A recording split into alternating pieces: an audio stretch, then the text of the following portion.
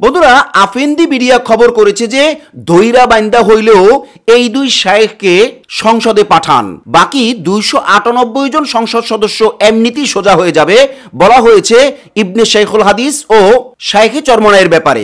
একই সাথে আমরা আখলাক টিভি পরিবারের পক্ষ থেকে আরো একটু যোগ করতে চাই, নট অনলি 2 জন শায়েখ, শুধুমাত্র 2 জন শায়েখই না, ইনশাআল্লাহ বাংলাদেশে এমন জমিন তৈরি হয়েছে, এমন ক্ষেত্র তৈরি হয়েছে যে বাংলাদেশের যোগ্য ম্যাক্সিমাম থেকে ম্যাক্সিমাম যারা রাজনীতি করেন সব আলেমরাই ইনশাআল্লাহ ক্ষমতায় যাবে, সংসদে যাবে এবং জনগণের কথা বলবে, মানুষের অধিকার আদায় করে দিবে ইনশাআল্লাহ। এবং সেটা 8 দলের মাধ্যমে জামায়াত ইসলামীর নেতৃত্বেই বাস্তবায়ন হতে যাচ্ছে।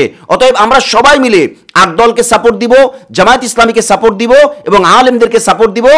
আমরা এবার বাংলাদেশের সংসদকে মিথ্যার রাজনীতি, দোষ ঠেলাঠেলির রাজনীতি, অপরাজনীতি, লুটপাটের রাজনীতি, ধান্দাবাজি, চান্দাবাজির রাজনীতি, টেন্ডারবাজির রাজনীতি, এই সব ধরনের অপরাজনীতি থেকে 53 বছরে না হলেও অন্তত এখন আমরা জাতিকে এই সমস্ত অপরাজনীতি থেকে, এই সমস্ত রাজনীতির আগাছা থেকে এবং এই সমস্ত রাজনৈতিক জঞ্জাল থেকে মুক্তি দিতে চাই ইনশাআল্লাহ। এবং সেটা 8 দলের মাধ্যমে জামায়াত ইসলামীর নেতৃত্বেই সম্ভব। অতএব যারা এর বিরোধিতা করবে আমরা তাদেরকে যৌক্তিকভাবে বোঝাবো এবং তারা যে ভুলের মধ্যে আছে বা 8 দলের বিরোধিতা যে ভুলের কারণেই করছে অথবা তাগুতের গোলামের কারণেই করছে অথবা কোনো ধান্দা ফান্দার কারণে করছে, সেটাও আমরা জনগণের সামনে লাউড অ্যান্ড ক্লিয়ার পরিষ্কার করে বলে দিব ইনশাআল্লাহ, যাতে করে কেউ আর কোনো রকমের ষড়যন্ত্র করে জামায়াত ইসলামীর নেতৃত্বে 8 দলকে কোনোভাবেই ফিরাইতে বা ক্ষতিগ্রস্ত করতে না পারে এবং সেটা মানুষের কল্যাণে, জাতির কল্যাণেই।